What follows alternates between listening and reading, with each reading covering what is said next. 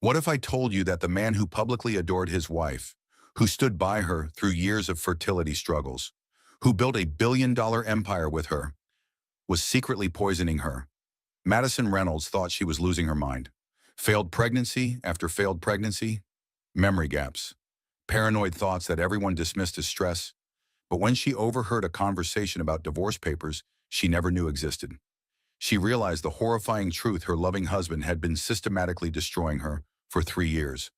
This isn't just a story about betrayal, it's about a woman who discovered that sometimes the person trying to save you is actually the one trying to destroy you. And what she did next will shock you. Madison's journey from victim to victor proves that even the most sophisticated manipulation can be overcome. If this story opened your eyes to the reality of psychological abuse, hit that like button to help others discover it too. Share your thoughts in the comments. Have you ever experienced gaslighting? And don't forget to subscribe and ring that notification bell, because next week I'm diving into another incredible true story of someone who refused to stay silent. Trust me, you won't want to miss it. Madison Reynolds adjusted her Hermes scarf as she stepped out of the black Tesla onto the red carpet. Camera flashes exploded around her and her husband Connor as they made their entrance to the annual Tech Leaders Gala. To the world watching, they were America's power couple. The small-town teacher who married a struggling entrepreneur and helped build a $2 billion empire. "Madison, Connor, over here!" Photographers shouted as Connor's arm tightened possessively around her waist. His smile was perfect, practiced from years of magazine covers and television interviews. Madison's smile felt more forced tonight, though she couldn't quite pinpoint why. "You look stunning, darling," Connor whispered in her ear, his breath warm against her neck. "Forbes wants to feature us again next month. The journalist specifically requested to interview you about your role in the company culture." Madison nodded, remembering how she'd spent countless 18-hour days in their garage back in 2008, cold calling potential investors while Connor coded.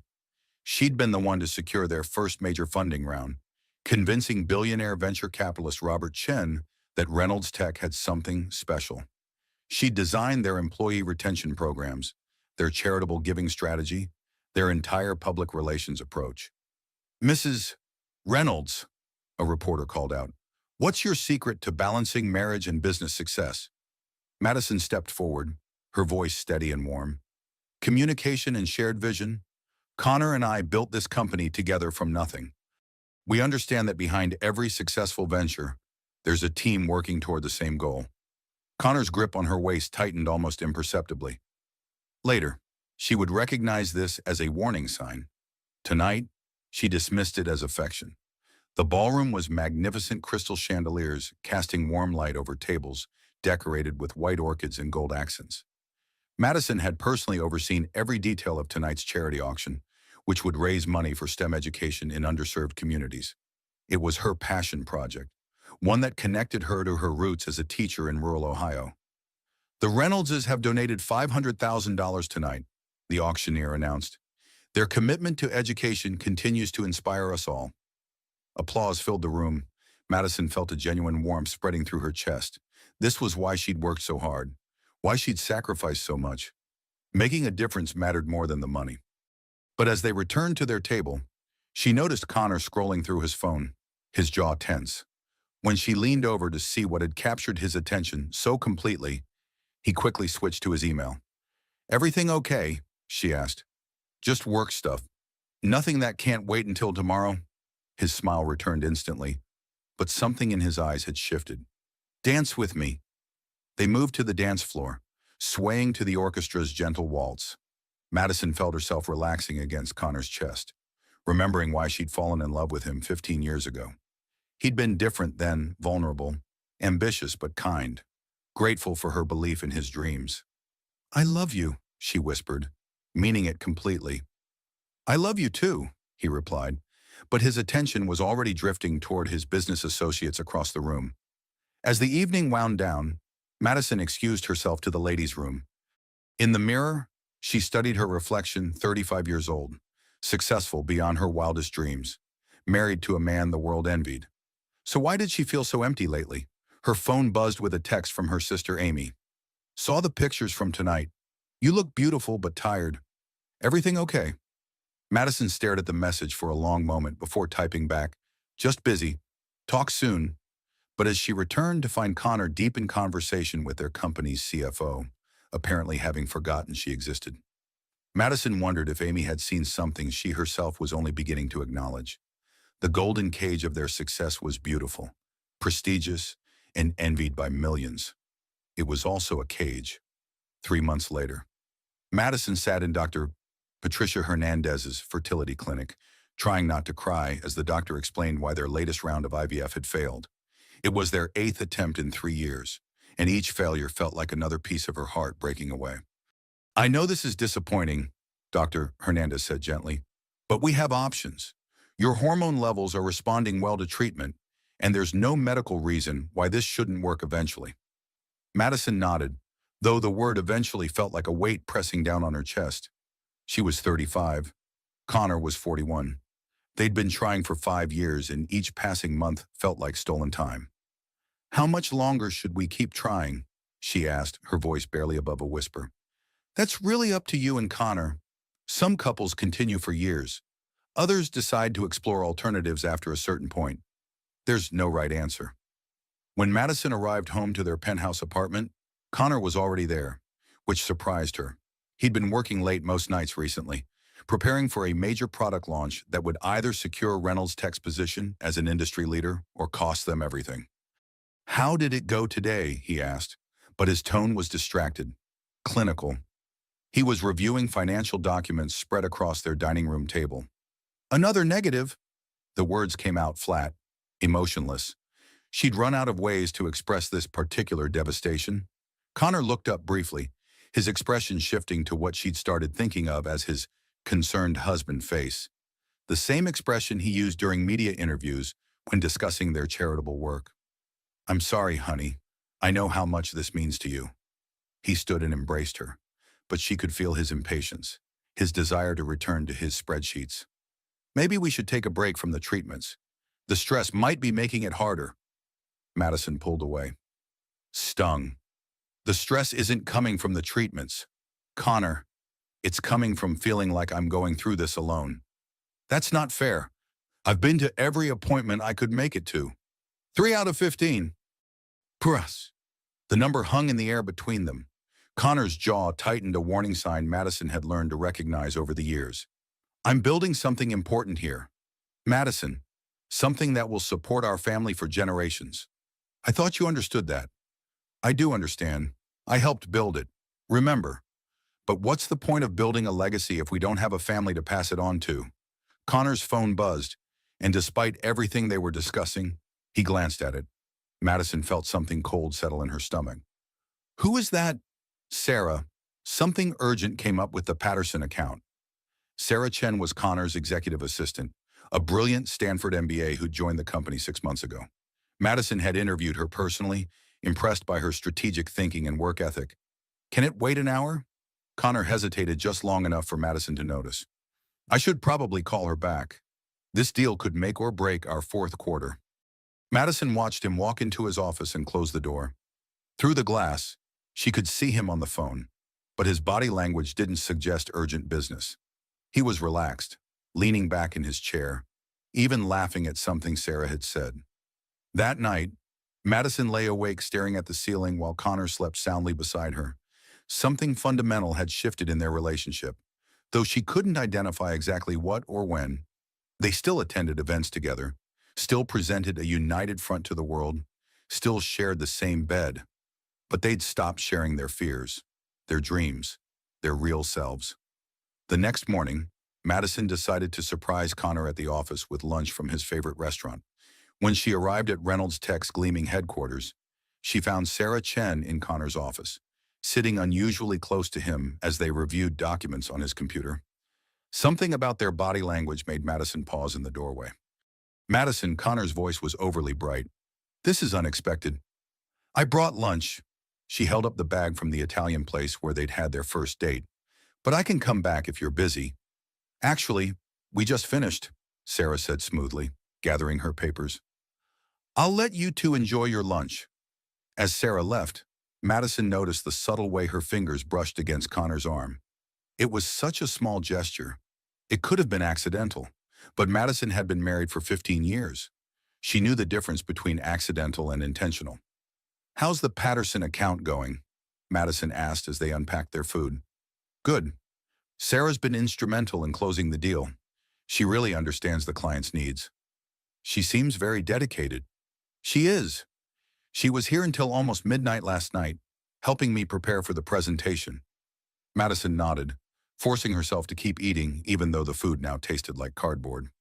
Connor had told her he was in back-to-back video conferences until 11 p.m. But if Sarah was there until midnight, working closely with him— "Connor," she began carefully, "I've been thinking about what you said yesterday, about taking a break from the fertility treatments." "Oh, good. I think that's wise. But I want us to go to counseling instead. I think we need to reconnect before we can bring a child into our relationship." Connor's chewing slowed. "Counseling. Couples therapy, just to help us communicate better, get back on the same page about our priorities." For a moment, something flickered across Connor's face. Fear, annoyance. But then his media-trained smile returned. "Of course, if that's what you need, we'll make it work." Madison felt a surge of hope. Maybe they could find their way back to each other. Maybe Sarah Chen was just a dedicated employee, and Madison's suspicions were the product of grief and hormone treatments and too many lonely nights. Maybe everything would be okay. She had no idea that Connor was already calculating how to use her vulnerability against her. Dr. Michael Ross had an office designed to put people at ease: soft lighting, comfortable leather chairs, and walls lined with books about relationships and healing. Madison had chosen him carefully, researching marriage counselors for weeks before finding someone who specialized in high-achieving couples facing fertility struggles. "So what brings you both here today?" Dr. Ross asked during their first session. Madison glanced at Connor, who nodded encouragingly. "We've been trying to have children for 5 years. The fertility treatments have been challenging, and I feel like we've grown apart. Connor's so focused on work, and I'm so focused on getting pregnant, that we've stopped being partners." "Connor, how would you describe the situation?" Connor leaned forward, his expression thoughtful. "Madison's been under enormous stress. The hormone treatments, the disappointments, it's been heartbreaking to watch. I've been throwing myself into work partly as a coping mechanism, but also because I want to make sure we're financially secure enough to provide the best possible care if we do get pregnant. Maybe I've been too focused on solving the problem instead of just being present with the emotions." Madison felt a flutter of hope. This was the Connor she'd fallen in love with: self-aware, emotionally intelligent, willing to take responsibility. "Madison, how does that land for you?" It helps to hear him acknowledge that. "I don't need him to fix everything. I just need him to be there with me." Over the following weeks, their sessions became a bright spot in Madison's week. Connor seemed genuinely committed to improving their communication. He was present, engaged, asking thoughtful questions about her feelings. For the first time in months, they were having real conversations about something other than business or medical appointments. "I've been thinking about what Dr. Ross said," Connor told her one evening as they walked through Central Park, "about how I use work to avoid difficult emotions. You're right that I haven't been present for this journey." Madison squeezed his hand. "I appreciate you saying that. And I know I've been so focused on having a baby that I've probably made you feel like you're not enough for me anymore. Are we enough for each other, even if the fertility treatments never work?" The question caught Madison off guard. "Of course we are. I mean, I hope we have children. But I married you, not the idea of you as a father." Connor stopped walking and turned to face her. "I love you, Madison. I know I haven't been great at showing it lately, but building this life with you has been the most meaningful thing I've ever done." That night, they made love for the first time in months, not on a fertility schedule, not with the pressure of conception, just because they wanted to connect with each other. Madison fell asleep feeling more hopeful than she had in years. But 3 weeks later, everything changed. Madison was at the office supply store buying folders for a charity board meeting when she overheard 2 women talking in the next aisle. "I can't believe Connor Reynolds is getting divorced. They seemed so perfect together." Madison's blood went cold. She moved closer, straining to hear more. "My friend works at Morrison, Blake and Associates. She said his lawyer's been preparing divorce papers for months. Apparently, he's claiming his wife is mentally unstable from all the fertility drugs." "That's terrible. But honestly, She did seem a little off at that gala last month. Remember those pictures where she looked really thin and tired? Madison felt the world spinning around her. Morrison, Blake& Associates was the law firm that had represented Reynolds Tech during their initial public offering. Connor knew the partners personally. She drove home in a daze, her mind racing through the past few months, the therapy sessions, Connor's sudden emotional availability, his questions about whether they were enough for each other without children. He'd been gathering evidence. That evening, Connor arrived home late as usual, claiming he'd been in meetings with potential investors. Madison waited until he was settled in his office before approaching. "How were your meetings today?" "Productive. We might have a lead on some additional funding for the European expansion." Madison studied his face, looking for any sign of deception. "Connor, are you happy in our marriage?" The question seemed to surprise him. "Of course I am. Why would you ask that?" "I heard something today. Something about divorce papers." For just a moment, Connor's composed mask slipped. Madison saw panic flash across his features before his public relations training kicked in. "Divorce papers? Madison, honey, you're not making sense. Are you feeling okay?" The concern in his voice was perfect, practiced. And suddenly Madison understood that their entire therapy experience had been performance art. "I'm making perfect sense. Someone saw paperwork at Morrison. Blake, your lawyers are preparing for divorce?" Connor set down his pen and looked at her with the expression she'd seen him use with difficult reporters, patient, slightly condescending, concerned for their mental state. "Sweetheart, I think the stress might be affecting your judgment. You're talking about conspiracy theories that don't exist. Maybe we should call Dr. Hernandez about adjusting your medication." The way he said it so reasonable, so caring, made Madison doubt herself for a moment. Was she being paranoid? Had the fertility treatments affected her thinking? But then she remembered the way Sarah Chen had touched his arm, the late nights he claimed to be working alone, his sudden interest in therapy that focused specifically on her emotional instability. "I want to see your phone."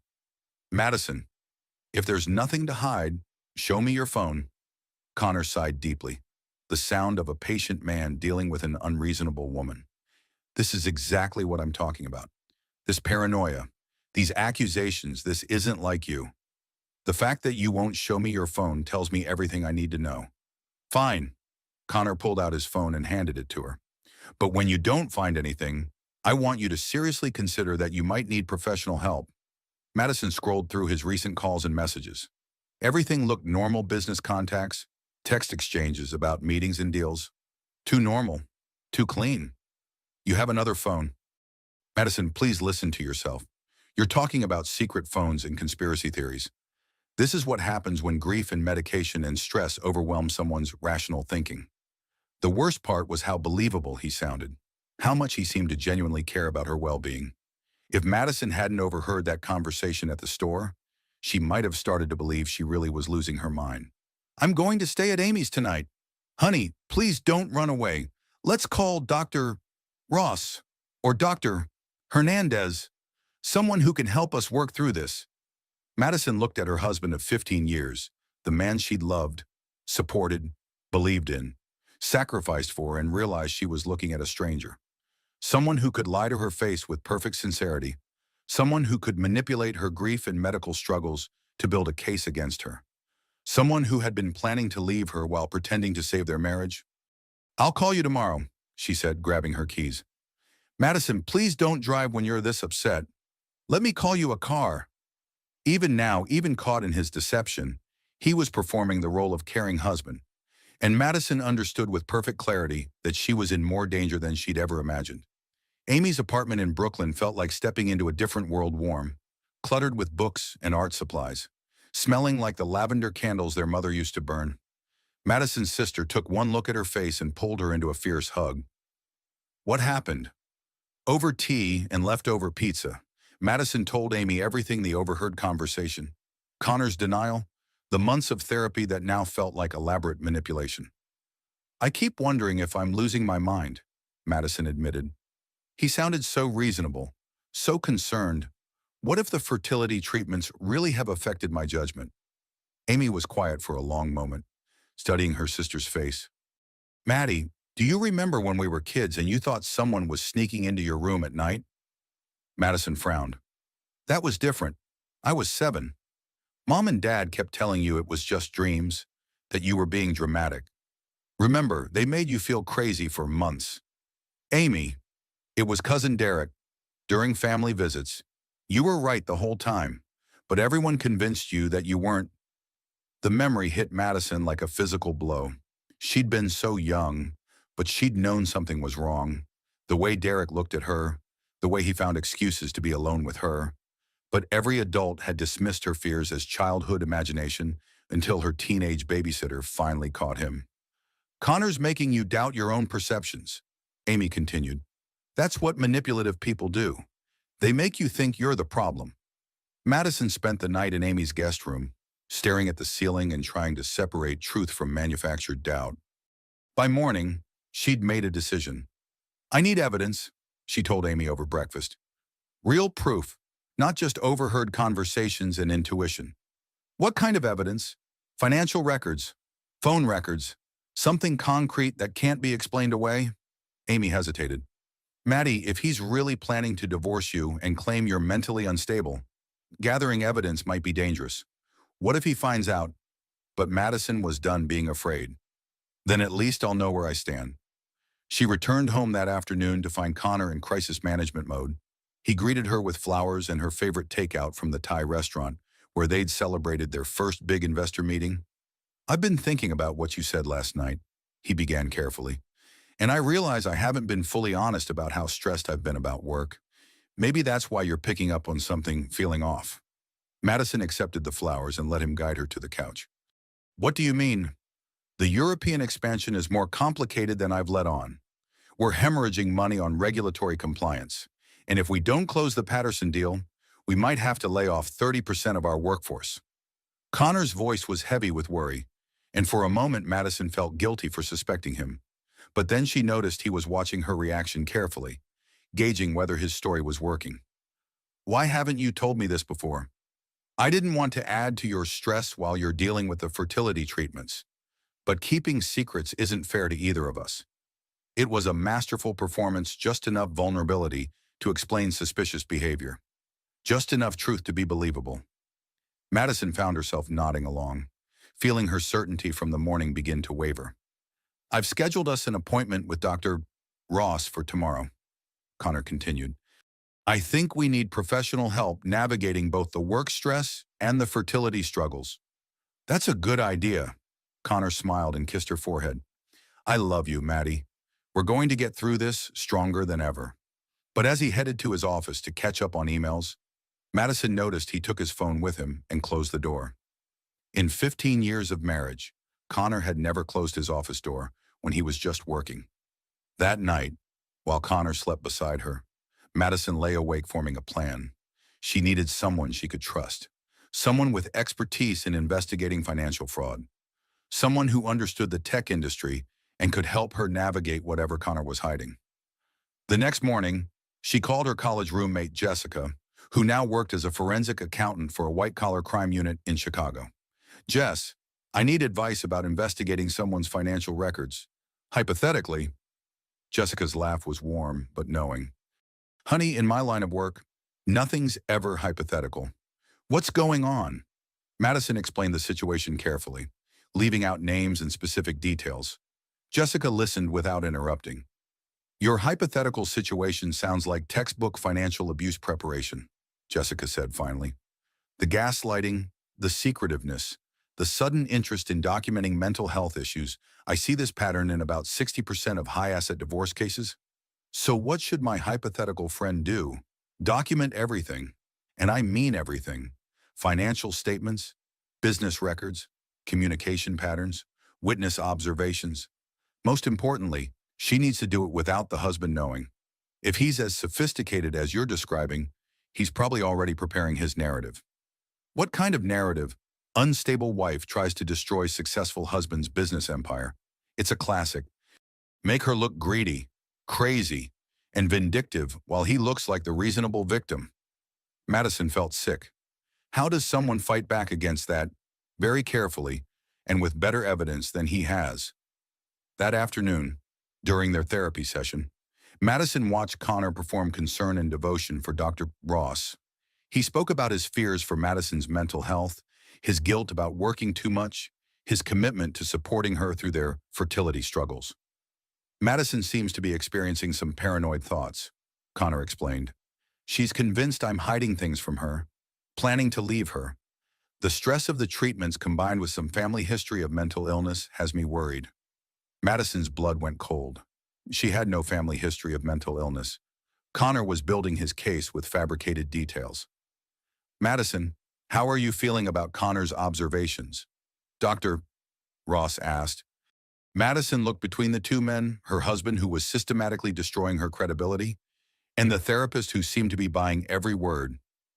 I think Connor's right that I've been stressed, she said carefully. But I also think there are things happening that I don't fully understand yet. Connor reached over and took her hand. That's exactly what I mean. Madison's always been so perceptive, so rational. This feeling that there are mysterious things happening, it's just not like her. Dr. Ross nodded thoughtfully. Fertility treatments can definitely affect cognitive function and emotional regulation. Madison, have you discussed these concerns with Dr. Hernandez? Madison realized she was trapped. Anything she said about her suspicions would be used as evidence of her instability, but staying silent meant accepting Connor's narrative. I think I need some time to process everything we've discussed today, she said finally. As they walked to their car after the session, Connor was solicitous and caring. How are you feeling about Dr. Ross's suggestions? Which suggestions? About maybe taking a break from the fertility treatments until we get your emotional balance stabilized, and possibly consulting with a psychiatrist about medication for anxiety? Madison stopped walking. He didn't suggest either of those things. Connor's expression was patient, concerned. Sweetheart, we just spent an hour discussing exactly those suggestions. This is what I'm worried about. You're not processing information clearly. For a moment, Madison wondered if she was losing her mind. Had Dr. Ross really suggested psychiatric medication? Had she missed entire parts of the conversation? But then she remembered what Amy had said about Derek, about the years of being told her perceptions were wrong. She remembered Jessica's warning about narrative building. I want copies of all our business financial records, she said suddenly. Connor's step faltered almost imperceptibly.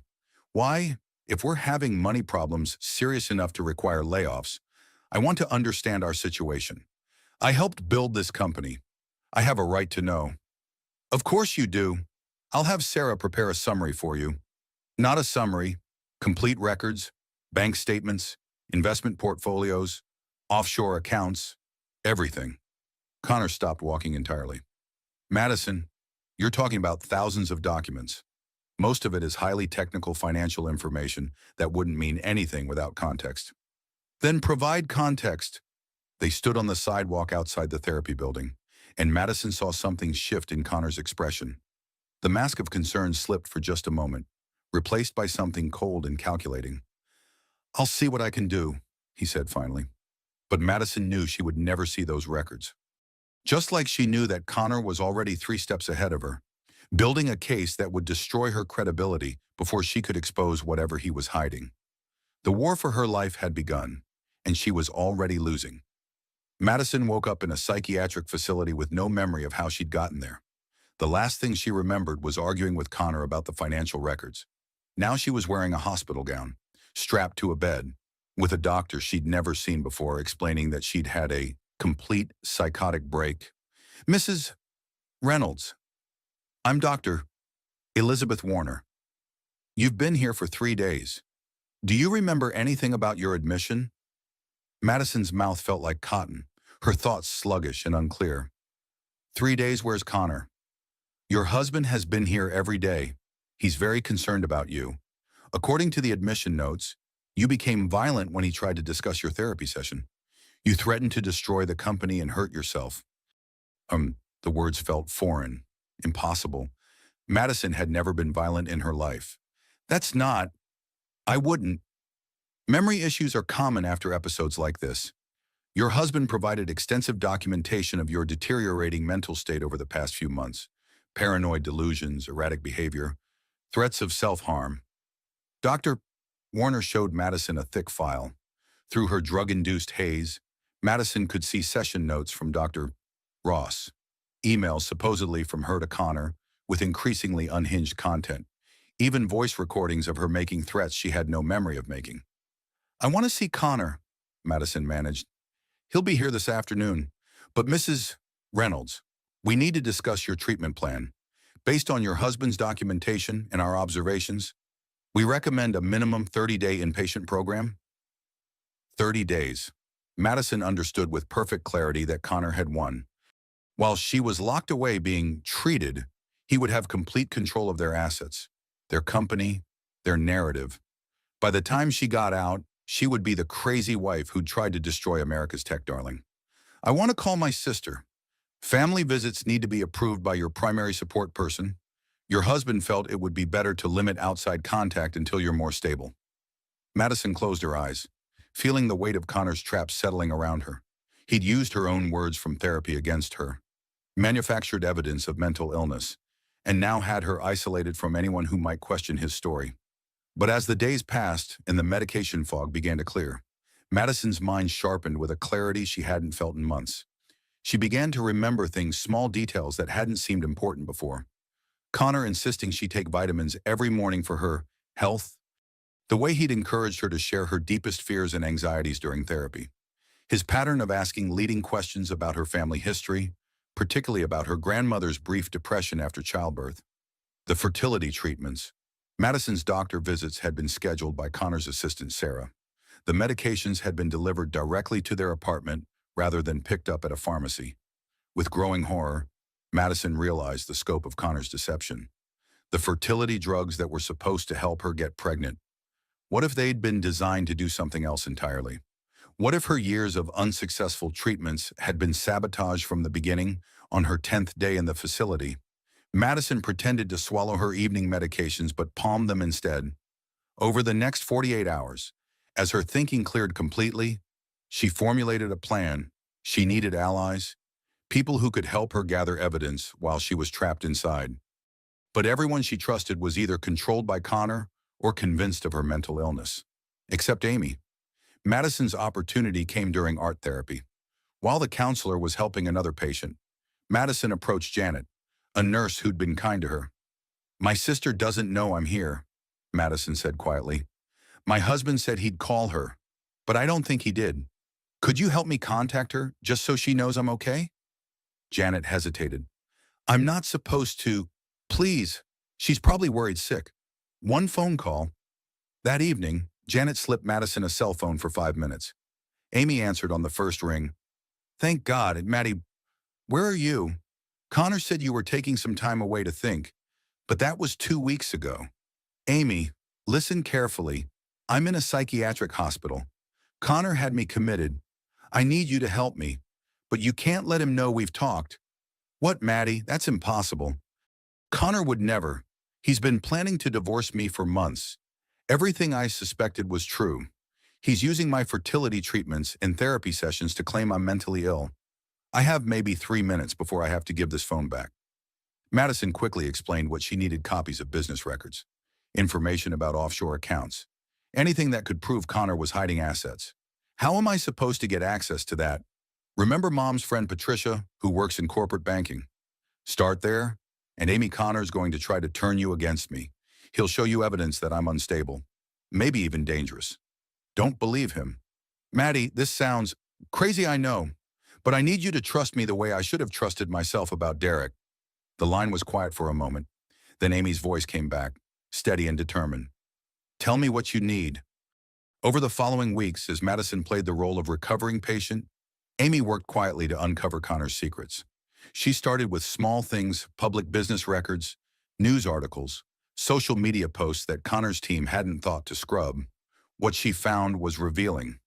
Reynolds Tech's financial statements showed consistent profitability, but the investment accounts linked to the company told a different story. Money was flowing out faster than it was coming in, but not to business expenses. Amy traced the outflows to a complex network of shell companies and offshore accounts. Most led nowhere, but one pattern emerged that made Amy's blood run cold. Regular payments to Dr. Michael Ross, the marriage counselor. Payments that started 3 months before Connor and Madison's first session. But the most damaging discovery came from an unexpected source. Amy's college friend Marcus worked in digital forensics for the FBI. When Amy casually mentioned that she was worried about her sister's marriage to a tech CEO, Marcus offered to run a quick background check. "Holy shit," Marcus said after reviewing Connor's digital footprint. "Your sister's husband has been methodically destroying her fertility for 3 years." Marcus showed Amy records that Connor had been careless about payments to a private laboratory for custom hormone preparations, communications with a doctor who specialized in fertility sabotage for insurance fraud cases, even research into drugs that would mimic psychiatric symptoms. "This isn't just financial abuse," Marcus explained. "This is assault. He's been systematically poisoning her while pretending to support her desire to have children." Amy felt sick. "Can you prove it in court? With the right warrant, absolutely. But we'd need the victim to file a complaint, and she'd need to be able to demonstrate competency to testify. She's locked in a psychiatric hospital because of his manipulations. Then we need to get her out, and we need to do it in a way that doesn't alert him to what we've discovered." Amy stared at the evidence spread across Marcus's desk bank records, communication logs, medical receipts, and realized her sister hadn't been paranoid or mentally ill. She'd been the victim of a sophisticated, long-term conspiracy designed to destroy every aspect of her life. Connor Reynolds hadn't just been planning to divorce Madison.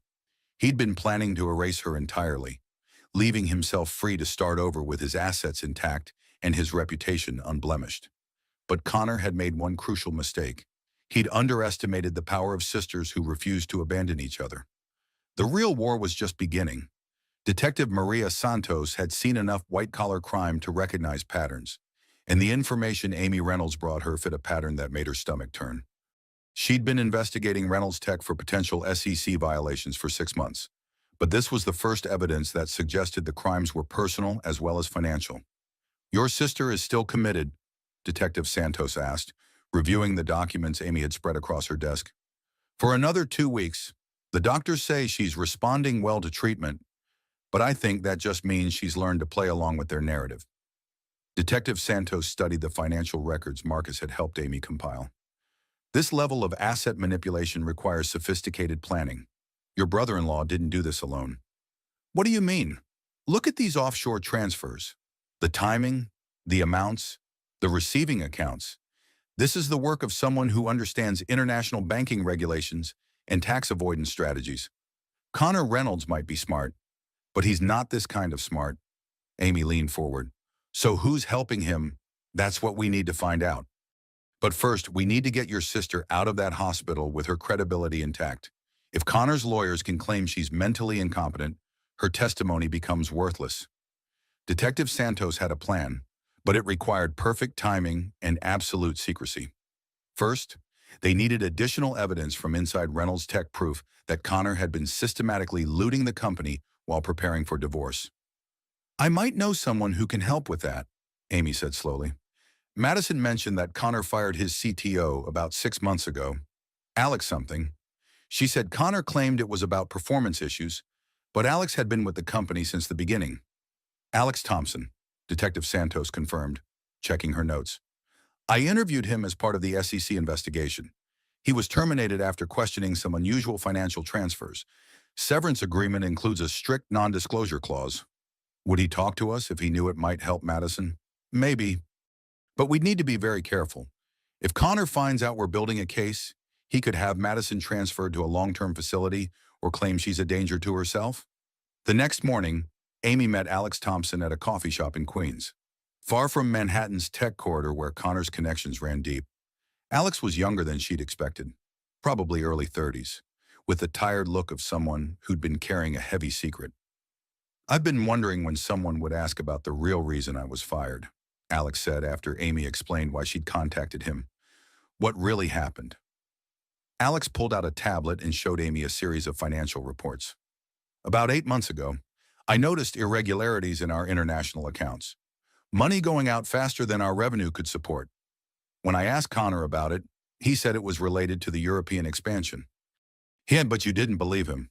The amounts were too large, and the receiving accounts didn't match any vendors or partners I recognized. So I did some digging. Alex's investigation had revealed that Connor was using Reynolds Tech's international subsidiaries to hide personal assets. Profits that should have gone to shareholders or back into the company were being diverted to accounts that Connor controlled personally. It gets worse, Alex continued. I found evidence that Connor has been inflating the company's value artificially. Fake contracts, phantom revenue, even employees who don't exist but are receiving salaries that go straight to Connor's accounts. Amy stared at the evidence, trying to process the scope of Connor's fraud. How much money are we talking about?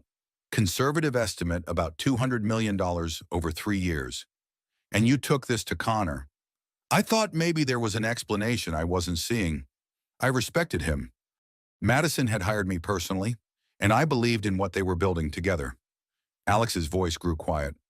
Connor offered me $10 million to keep quiet. When I refused, he had me fired and threatened to sue me for corporate espionage if I ever talked about what I discovered. But you kept copies of the evidence. Alex nodded.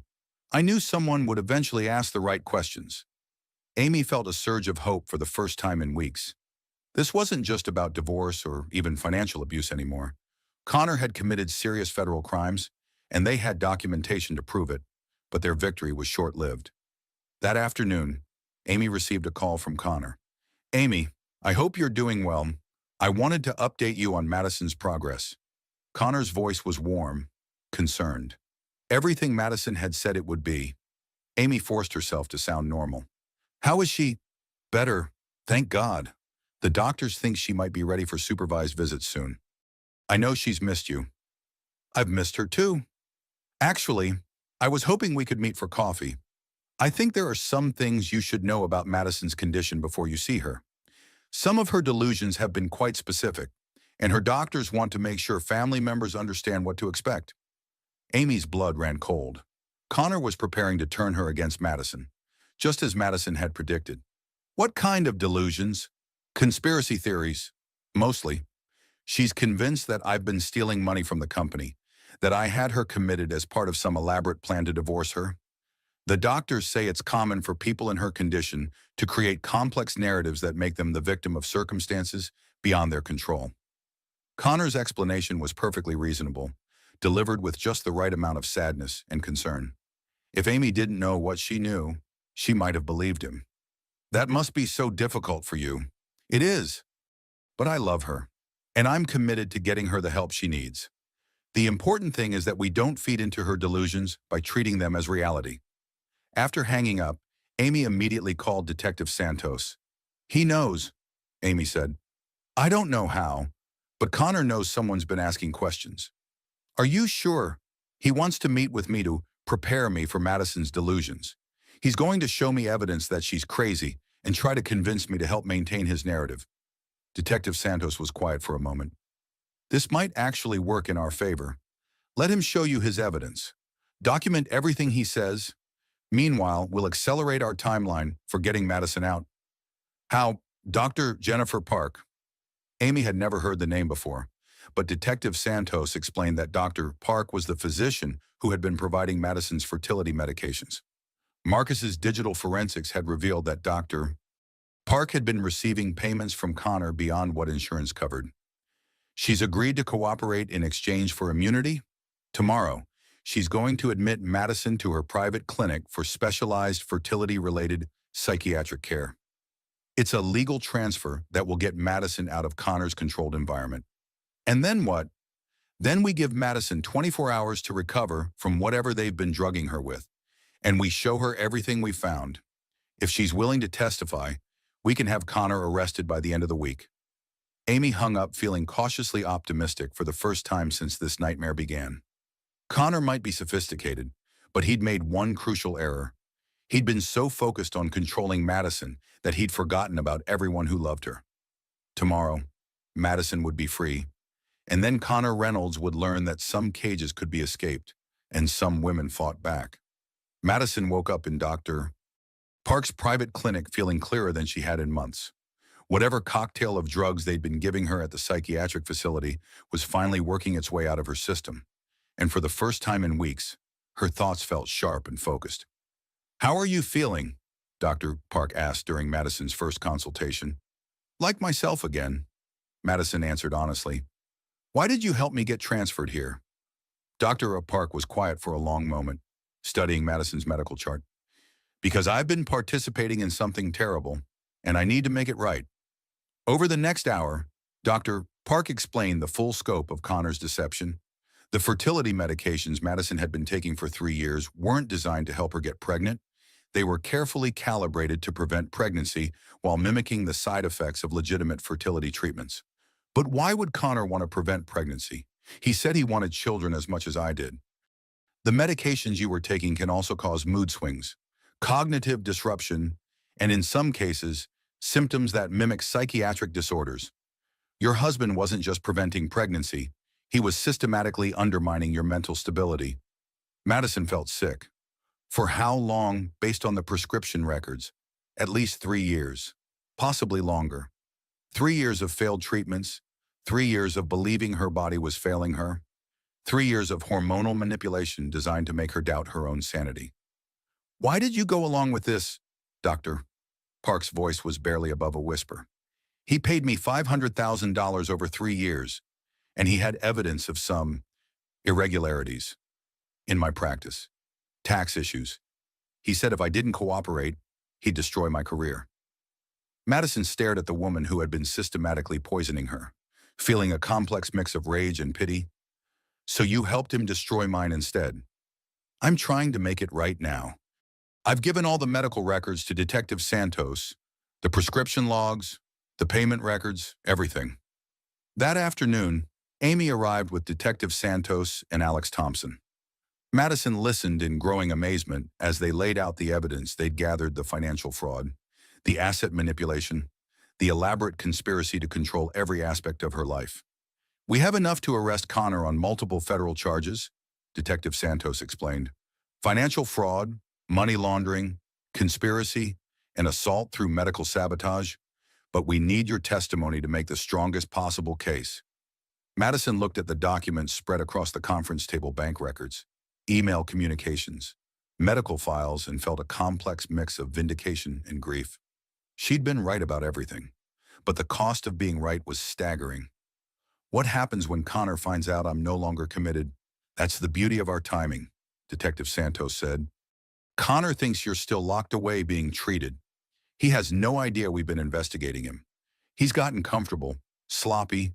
Yesterday, he transferred another $10 million to an offshore account in the Cayman Islands. You've been monitoring his accounts. Among other things, Connor Reynolds has been very busy while you've been away. He's liquidated most of your joint investments, transferred ownership of your apartment to shell companies he controls, and filed preliminary divorce papers claiming you're mentally incompetent. Madison absorbed this information with surprising calm. After months of feeling like she was losing her mind, the clarity of Connor's betrayal was almost a relief. There's something else, Amy said gently. Sarah Chen, Connor's assistant, she's pregnant. The final piece of the puzzle clicked into place. Connor hadn't just been planning to divorce Madison, he'd been planning to replace her entirely. The assistant who'd been helping him hide assets and build his case against Madison was also carrying his child. How far along is she? About 4 months, which means Connor got her pregnant while you were going through your last round of IVF treatments. Madison closed her eyes, feeling the weight of 3 years of manipulation and abuse settling around her. Connor hadn't just stolen her money and destroyed her reputation. He'd stolen her dreams of motherhood while creating a new family with another woman. I want him to pay for everything, Madison said quietly. Not just the money. Everything. Detective Santos leaned forward. Are you willing to wear a wire? The plan was elegant in its simplicity. Madison would return home as if she'd been discharged from Dr. Park's clinic with a clean bill of mental health. She'd pretend to be grateful for Connor's support during her breakdown and ask for his help rebuilding their marriage. Connor, believing he'd won, would likely become overconfident. Men like him couldn't resist explaining their cleverness, especially to victims they thought they'd defeated. He'll want to confess, Detective Santos explained. Narcissists always do. They need their victims to understand how completely they've been outmaneuvered. Madison spent the evening practicing her role: the grateful wife, the woman who'd learned her lesson, the reformed patient ready to accept Connor's version of reality. It was perhaps the most important performance of her life. The next morning, Madison walked into their penthouse apartment carrying flowers and wearing the recording device that would capture Connor's confession. He was having breakfast on the terrace, reading financial reports on his tablet. Madison. His surprise seemed genuine. I thought you weren't being discharged until next week. Dr. Park said I was responding so well to treatment that she felt comfortable releasing me early. Connor, I owe you an enormous apology. Connor set down his tablet, his expression cautiously hopeful. Sweetheart, you don't need to apologize for being sick. Madison moved closer, forcing herself to take his hands. I do need to apologize. The paranoia, the accusations. I was so lost in my own grief about the fertility treatments that I created conspiracy theories to avoid dealing with reality. The doctors explained that to me. It's not your fault. I know you've been under enormous stress with work, and instead of supporting you, I made everything worse. Can you forgive me? Connor's smile was radiant, triumphant. Of course I forgive you. I love you. Madison, I've always loved you. Madison felt sick touching him, but she forced herself to lean closer. Dr. Park helped me understand how the fertility drugs affected my thinking. I'm ready to accept that maybe we're not meant to have children. Maybe we're enough for each other, just as we are. Actually, Connor said, his voice taking on a different quality. There's something I need to tell you about that. Madison held her breath, knowing that the next few minutes would determine whether they had enough evidence to destroy Connor completely. I haven't been entirely honest about the fertility treatments, Connor continued. The truth is, I realized about 3 years ago that having children might not be the best choice for us. What do you mean? Connor's voice grew more confident, more excited. This was the moment he'd been waiting for the chance to reveal his masterpiece. I mean, I've been protecting us from making a mistake that could have ruined everything we built together. Madison forced herself to look confused rather than horrified. Connor, I don't understand. The fertility medications Dr. Park prescribed weren't designed to help you get pregnant. Sweetheart, they were designed to prevent it while making you think the problem was medical. Connor's confession poured out of him like a dam breaking 3 years of careful planning, manipulation, and control. He explained how he'd researched the psychological effects of certain hormone combinations, how he'd paid Dr. Park to prescribe medications that would make Madison emotionally unstable while preventing the pregnancy she desperately wanted. But why? Madison whispered, though she already knew the answer. Because I needed you to seem mentally fragile for the divorce. Because I needed clean access to our assets without having to split them with someone who wasn't contributing to their creation anymore. Because Sarah is carrying my son, and I need to be free to build a life with them. Connor was beaming now, proud of his own cleverness. The best part is, everyone will understand why I had to leave you. The fertility struggles, the mental breakdown, the paranoid accusations. I'm the sympathetic husband who tried everything to save his troubled wife. Madison stared at her husband of 15 years, the man she'd loved and supported and believed in, and realized she was looking at a sociopath. Someone who could systematically destroy another person's life and feel proud of his ingenuity. You're incredible, she said, and meant it. Connor pulled her into his arms, and Madison forced herself not to recoil from his touch. In a few hours, this nightmare would be over. Connor Reynolds would be in handcuffs, and she would finally be free. But first, she had one more question. Connor, how did you hide all the money? The offshore accounts, the shell companies. I never would have figured out something that sophisticated. Connor's eyes lit up. He was enjoying this so much, the chance to reveal the full scope of his brilliance. That's the beautiful part. Madison, I didn't do it alone. Connor's confession continued for another hour, each revelation more damning than the last. Madison learned that his conspiracy involved not just Dr. Park and Sarah Chen, but also Dr. Ross, the marriage counselor, several Reynolds Tech board members, and Connor's lawyer at Morrison, Blake and Associates. Dr. Ross was documenting your deteriorating mental state from our very first session, Connor explained with obvious pride. Every emotional breakthrough, every vulnerable moment, it was all being recorded and analyzed to build the strongest possible case for your incompetency. Madison forced herself to nod appreciatively. That's brilliant. I never suspected him. The fertility treatments were just one prong of the strategy. The therapy sessions provided documentation of your psychological instability. The business stress gave me cover for working late and being secretive. And the pregnancy with Sarah created a timeline that makes my decision to leave seem urgent and justified. Connor was pacing now, energized by the opportunity to explain his masterpiece. The financial restructuring was the most complex part. I couldn't just steal money outright that would have triggered audits. Instead, I created a network of legitimate-seeming international transactions that gradually moved our personal assets into accounts I could control. How much money are we talking about? About 400 million, all told, half from our personal investments, half skimmed from Reynolds Tech over the past 4 years. Madison's blood went cold.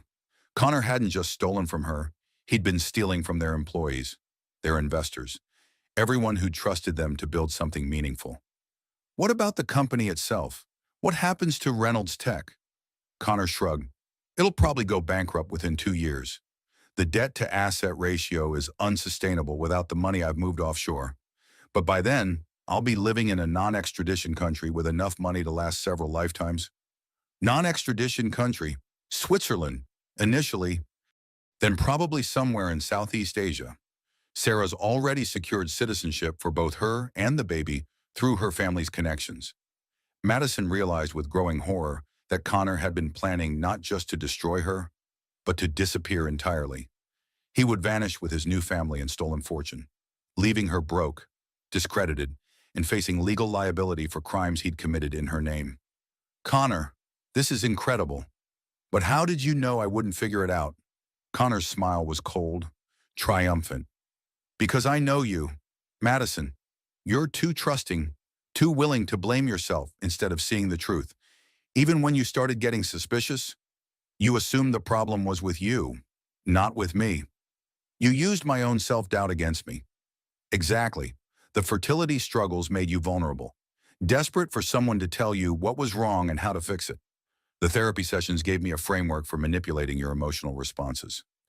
And the medical sabotage ensured that you'd always be slightly off balance, never quite thinking clearly enough to see the whole picture. Connor sat down beside Madison, taking her hands in his. The beautiful thing is, it worked perfectly.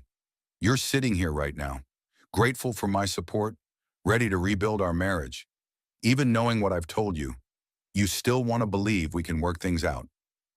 Madison looked into Connor's eyes and saw someone she'd never met before. Someone who could destroy another person's life as a strategic exercise. Someone who felt entitled to take whatever he wanted from whoever was convenient. What happens now? She asked. Now we have a quiet divorce. You'll get enough money to live comfortably, maybe 10 or 15 million, and I'll get a clean start with Sarah and the baby. The media narrative will be that we grew apart during the fertility struggles, that we both handled the stress badly, but that we're separating amicably. So, and if I don't agree to that narrative, Connor's expression hardened slightly, then the full story of your mental breakdown becomes public. The suicide attempt, the paranoid delusions, the medical records documenting your psychological instability. You'll spend the rest of your life fighting to be taken seriously about anything. Madison nodded slowly, as if considering his offer. You've thought of everything. I have. The only question is whether you're smart enough to take the deal I'm offering. Madison stood up, walking to the window that overlooked Central Park. For a moment, she allowed herself to imagine the life Connor was describing. Quiet, comfortable, defeated.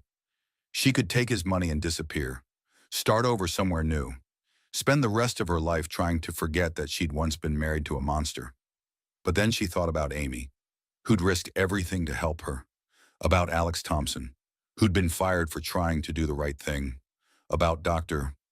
Park, who'd been blackmailed into participating in Connor's conspiracy, about all the Reynolds Tech employees who would lose their jobs when the company collapsed, about the woman she'd been before Connor started systematically destroying her.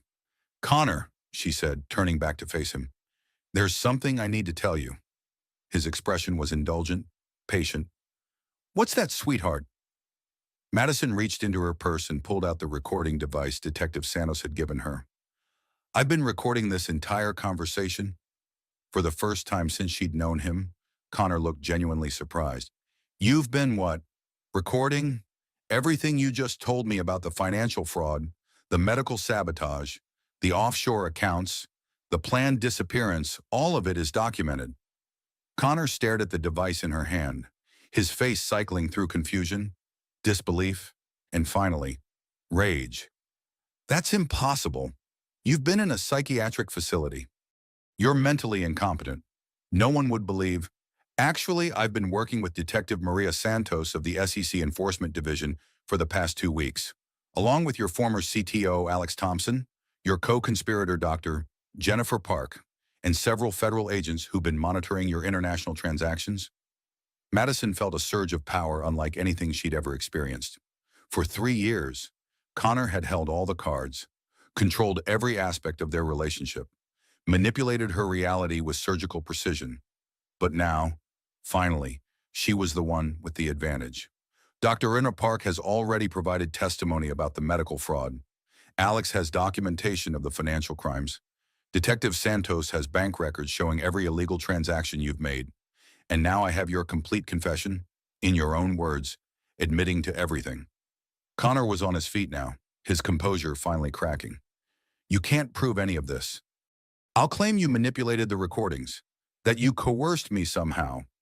Actually, Connor, I can prove all of it, because while you were explaining your brilliant plan, federal agents were executing search warrants at Reynolds Tech, Morrison, Blake and Associates, and Dr. Ross's office. They're seizing computers, financial records, communication logs, everything. The color drained from Connor's face. This is impossible. You're not smart enough to outsmart you. You're right. I wasn't. But I didn't do this alone. See, while you were using my love for you against me, I had people who loved me working to save me. People who believed in my worth, even when I'd forgotten it myself. Madison walked to the door, then turned back to look at Connor one final time. The federal agents should be here any minute to arrest you. Sarah Chen is also being arrested at her apartment, apparently. She's been cooperative about providing evidence against you in exchange for immunity. Connor's mask of control finally shattered completely. Madison, please. We can work this out. I can make this right. The money, the company, we can fix everything together. Madison looked at the man who had been systematically destroying her life for 3 years, who had stolen her dreams of motherhood while creating a new family with another woman, who had been planning to disappear and leave her holding responsibility for his crimes. No, Connor, we can't fix anything together, but I can fix things without you. The sound of footsteps in the hallway announced the arrival of Detective Santos and her team. Madison opened the door to let them in, then stepped aside as they read Connor his rights. As the handcuffs clicked into place, Connor looked at Madison with an expression of pure hatred. You have no idea what you've done. You'll never recover from this. I'll make sure everyone knows exactly what kind of person you really are. Madison smiled, the first genuine smile she'd felt in months. Connor, everyone's about to know exactly what kind of person you really are. That's the beautiful thing about the truth. It doesn't care what story you were planning to tell. As they led Connor away, Madison felt something she hadn't experienced in years, the absolute certainty that she was going to be okay. 6 months later, Madison sat in a federal courtroom listening to Connor's sentencing. The judge's words carried the weight of complete vindication: 25 years for financial fraud, conspiracy, money laundering, and assault through medical sabotage. With federal sentencing guidelines, Connor would serve at least 20 years before being eligible for parole. Mr. Reynolds, the judge said, looking directly at Connor, this court has rarely seen such a systematic and callous abuse of trust. You didn't just steal money, you attempted to destroy another human being's sanity, health, and future for your own financial gain. Madison felt Amy squeeze her hand as Connor was led away in shackles. He didn't look back. The financial recovery had been more successful than anyone had expected. Federal agents had frozen Connor's offshore accounts before he could access them, and the complex web of shell companies he'd created actually made it easier to trace where the money had gone. Madison would recover approximately $800 million more than their original net worth, since Connor's financial manipulations had included profitable investments he'd hidden from her. Reynolds Tech had survived, barely.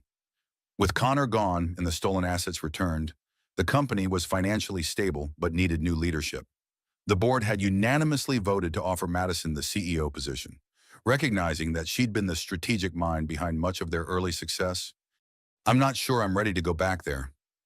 Madison had told Amy during one of their many conversations about the future. So many of those people believed Connor's lies about me. They watched me get escorted out of that charity gala in handcuffs and didn't question his narrative. But Alex Thompson didn't believe it, Amy reminded her. And neither did Marcus from IT or Jennifer from marketing, or at least a dozen other employees who've reached out to apologize and ask you to come back. Madison had ultimately decided to take the CEO position, but only temporarily. Her real passion was the nonprofit she'd started with part of the recovered money, an organization dedicated to helping women escape financial abuse and rebuild their lives. She'd learned more about the tactics of economic control than she'd ever wanted to know, and she was determined to use that knowledge to help others. The medical recovery had been more complex. Dr. Park had provided detailed information about the hormone manipulations Connor had orchestrated, allowing Madison's new fertility specialist to design a treatment plan that addressed 3 years of systematic sabotage. But the emotional recovery was just as important as the physical healing. "You're 36, Dr. Sarah Kim had told Madison during her first appointment. "Fertility naturally declines with age, but there's no medical reason why you couldn't have a successful pregnancy. The question is whether that's still what you want." Madison had thought about that question for weeks. Did she still want children? Or had that desire been so twisted by Connor's manipulations that it no longer felt authentic? Was she trying to have a baby because she genuinely wanted to be a mother? Or because Connor had spent 3 years convincing her she couldn't? The answer came during a conversation with one of the women at her nonprofit, a teacher from Detroit, whose husband had been systematically stealing her salary and destroying her credit for 8 years. "You know what I missed most?" the woman had said. "Not the money, not even the security. I missed believing in my own dreams. He'd convinced me that wanting anything for myself was selfish, unrealistic, crazy." Madison understood. Connor hadn't just stolen her money and manipulated her body. He'd stolen her ability to trust her own desires. Reclaiming that trust was perhaps the most important part of her recovery. She'd started fertility treatments again 6 months after Connor's arrest, this time with a doctor she'd chosen herself, medications she'd researched personally, and a support system that included Amy, Detective Santos, and a growing network of friends who knew exactly who she was and what she'd survived. The first positive pregnancy test came on a Tuesday morning in October. Madison stared at the 2 pink lines for a full 5 minutes before calling Amy. "Are you sure?" Amy asked, her voice breathless with excitement. "I've taken 4 tests. I'm sure." Madison was crying, but they were tears of joy mixed with something deeper, the satisfaction of reclaiming something Connor had tried to take from her forever. The pregnancy progressed normally, monitored carefully by doctors who understood her medical history. Madison found herself cautiously optimistic, then genuinely excited, then fiercely protective of the new life growing inside her.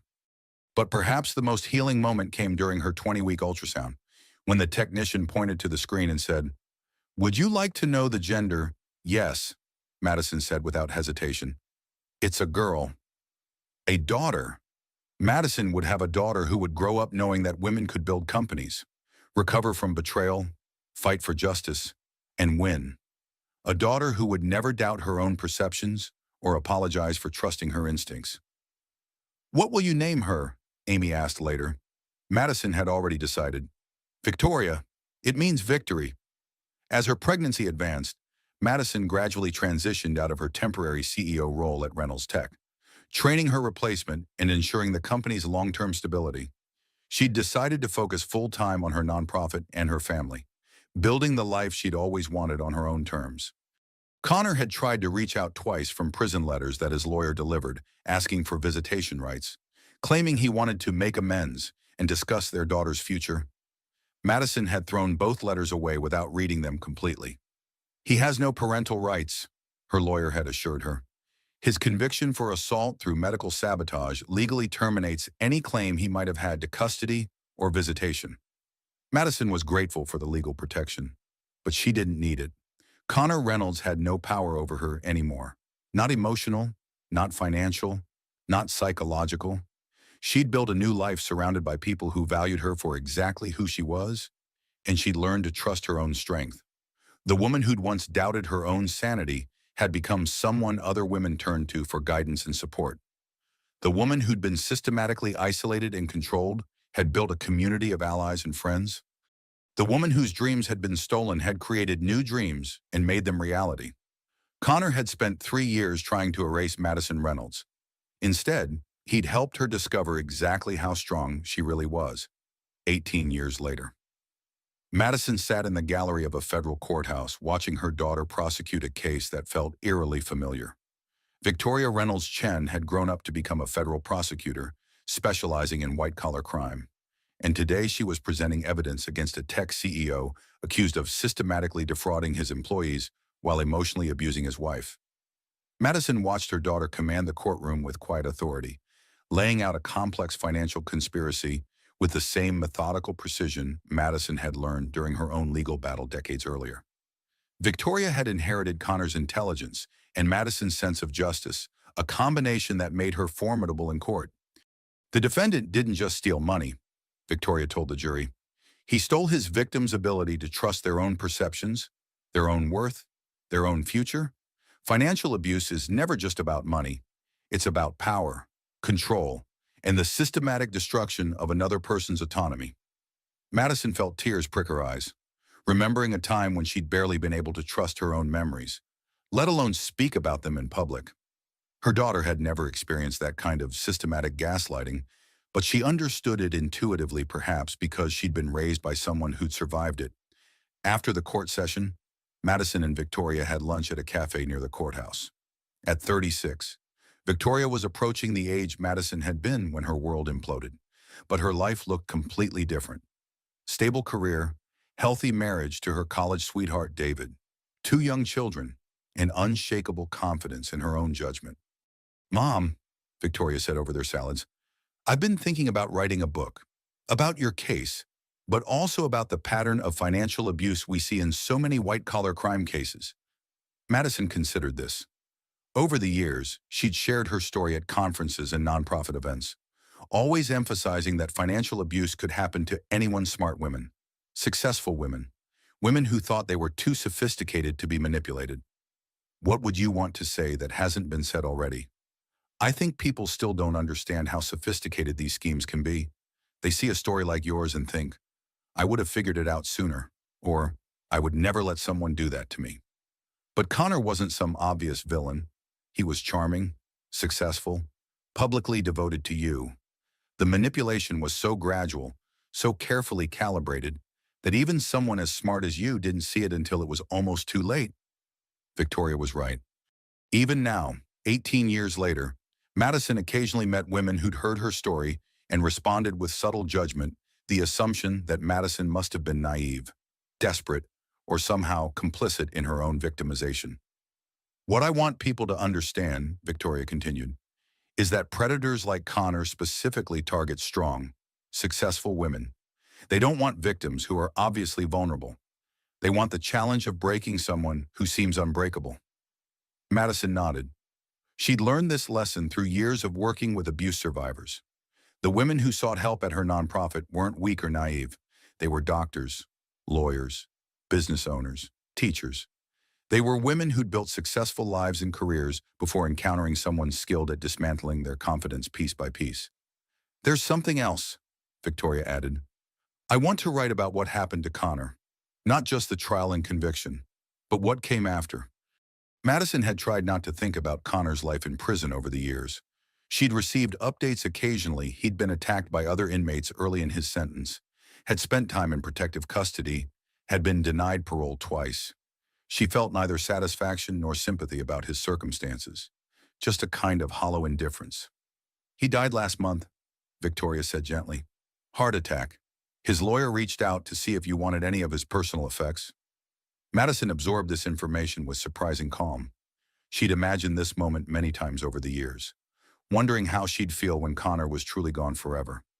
The answer, she discovered, was relief, not joy or vindication, just the quiet satisfaction of knowing that chapter was finally, completely closed. "I don't want anything that belonged to him," Madison said, "but thank you for telling me." They sat in comfortable silence for a moment, watching people hurry past the cafe windows, business people, tourists, families, all of them carrying their own stories of triumph and struggle. "You know what I'm most proud of?" Madison asked finally. "What?" "That you've never doubted yourself, even when you were little, even when other kids tried to convince you that up was down or black was white. You trusted your own perceptions. That's not something I was able to teach you. It's something you never lost." Victoria smiled. "I think I learned it from watching you rebuild. You spent my entire childhood showing me what it looks like to trust yourself again after someone tries to break that trust." Madison thought about the woman she'd been 18 years ago, broken, isolated, doubting her own sanity. She thought about the long process of rebuilding not just her financial security, but her emotional foundation. Most importantly, she thought about the community of strong women she'd surrounded herself with, people who'd helped her remember who she was beneath Connor's manipulations. "Writing the book is a good idea," Madison said, "but make sure you include the helpers. Amy, Detective Santos, Alex Thompson, even Dr. Park eventually. Connor couldn't have been stopped by one person acting alone. It took a network of people who cared about justice, and people who cared about you specifically." "Yes, that too." As they prepared to leave the cafe, Victoria asked one final question. "Do you ever wonder how different your life would have been if you'd never married Connor?" Madison considered this. She might have married someone else, had children earlier, built a different kind of career. She probably would have been happy in quieter, more conventional ways, but she also wouldn't have learned how strong she was. She wouldn't have built a nonprofit that had helped thousands of women escape financial abuse. She wouldn't have raised a daughter who dedicated her career to prosecuting predators like Connor. "I think everything happened exactly as it was meant to," Madison said finally. "Connor thought he was writing my story, but it turned out he was just one chapter. The rest I wrote myself." Walking back to her car, Madison reflected on the strange circular nature of justice. Connor had tried to erase her, but in fighting back, she had discovered who she really was beneath his manipulations. He'd tried to isolate her, but she'd built a stronger community than she'd ever had before. He'd tried to steal her future, but she'd created a legacy that would outlast them both. Her phone buzzed with a text from Amy. "Saw Victoria on the news. So proud of you both. Dinner Sunday." Madison smiled, typing back, "Wouldn't miss it." Amy had never married, but she'd become the most devoted aunt Victoria could have asked for. She'd been Madison's anchor through the darkest periods of recovery, and now she was a beloved constant in their lives, the woman who remembered Madison before Connor, who'd helped her find her way back to herself. As Madison drove home to her brownstone in Brooklyn, a neighborhood she'd chosen specifically because it felt nothing like the sterile luxury of her life with Connor, she thought about the conversation she'd have with her son-in-law David that evening. Victoria had inherited Madison's determination and strategic thinking, but David had inherited her capacity for trust and emotional openness. Their marriage was everything Madison's first marriage had pretended to be: genuine partnership, mutual respect, shared dreams built on honest communication. Madison had never remarried. She'd dated occasionally over the years, had even had a few serious relationships, but she'd discovered that she valued her independence too much to give it up for anything less than extraordinary love. And extraordinary love, she'd learned, was rarer than most people wanted to admit. Her nonprofit work had become her greatest passion. The Madison Reynolds Foundation had helped over 10,000 women rebuild their lives after financial abuse, and had lobbied successfully for legislative changes that made it harder for abusers to hide assets and manipulate the legal system. Madison had testified before Congress twice, had been featured on the cover of Time magazine, and had received honorary doctorates from 3 universities. But her proudest achievement was simpler. She'd learned to trust herself completely. When her instincts told her something was wrong, she listened. When someone tried to gaslight her, she recognized it immediately. When opportunities arose, she evaluated them based on her own values rather than seeking external validation. Connor had spent 3 years teaching her to doubt herself. She'd spent the following 18 years remembering why she was worth believing in. That evening, as Madison sat in her garden reading while Victoria's children played nearby, she reflected on the unexpected gifts that had emerged from her trauma.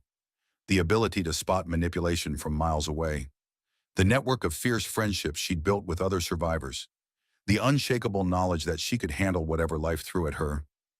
Most importantly, The understanding that strength wasn't about never falling down, it was about getting back up, learning from the experience, and using that knowledge to help others avoid similar traps. Connor Reynolds had tried to write Madison's ending. Instead, he'd helped her discover that she was the author of her own story. And it was turning out to be a much better story than he'd ever imagined possible. Victoria looked up from where she was pushing her daughter on the swing set Madison had installed last year. "Mom, Emma wants to know if you'll tell her the story about the princess who saved herself." Madison smiled, closing her book. It was a story she'd invented for Victoria years ago, and now Victoria told it to her own daughter, a fairy tale about a princess who discovered that she didn't need rescuing because she was brave enough to rescue herself. "Of course," Madison said, opening her arms as 5-year-old Emma ran over. "Once upon a time, there was a princess who lived in a beautiful castle." As she began the familiar story, Madison caught Victoria's eye and saw her daughter's quiet pride. They'd both learned the lesson at the heart of the fairy tale: sometimes the most important person to save is yourself. And sometimes, when you do save yourself, you discover you're strong enough to save others too. Connor Reynolds had thought he was destroying Madison's story. Instead, he'd helped her write the most important chapter of all, the one where she learned that no one else could define her worth, control her future, or write her ending. The princess had saved herself, and then she'd built a kingdom where other princesses could learn to do the same. The end. This story is dedicated to every woman who has ever been told she was crazy for trusting her instincts, who has ever been made to doubt her own perceptions, who has ever been punished for refusing to accept someone else's version of reality. Your strength is real. Your voice matters. Your story isn't over. If you or someone you know is experiencing financial abuse, help is available. The National Domestic Violence Hotline, 1-800-799-7233, provides confidential support and resources. You are not alone in us, and you are not powerless.